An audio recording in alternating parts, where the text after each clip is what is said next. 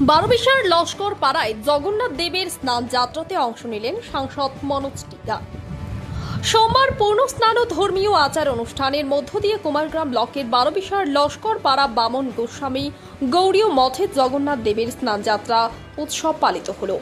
এই বিশেষ পূর্ণ লগ্নে সামিল হয়েছিলেন আলিপুরদুয়ার লোকসভা কেন্দ্রের বিজেপি সাংসদ মনোজ টিকা। সোমবার সকাল থেকেই মঠ প্রাঙ্গণে ভক্তদের ঢল নামে।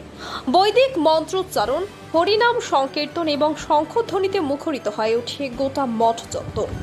এদিন দুপুরের দিকে মঠে উপস্থিত হন সাংসদ মনোজ টিকা। মঠের পক্ষ থেকে উত্তরীয় পরিয়ে সাংসদকে বরণ করে নেওয়া হয়। এদিন কীর্তনে অংশগ্রহণ করেন মনোজ টিকা। এরপর প্রসাদ গ্রহণ করতেও দেখা যায় তাকে।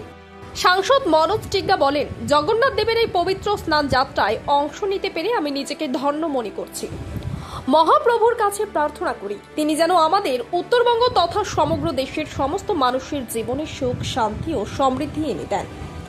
জগন্নাথ দেবের এই স্নান যাত্রাকে কেন্দ্র করে বারোবিশার লস্করপাড়া এলাকায় ব্যাপক উৎসাহ উদ্দীপনা লক্ষ্য করা গিয়েছে।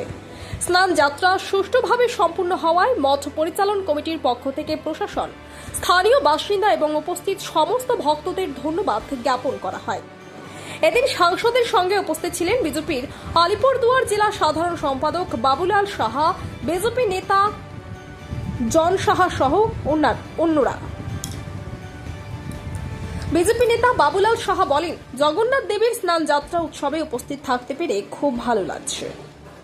বারোবিশা থেকে বাবুল সরকারের রিপোর্ট, ইউবি লাইভ নিউজ, খবর যখন আমরা তখন।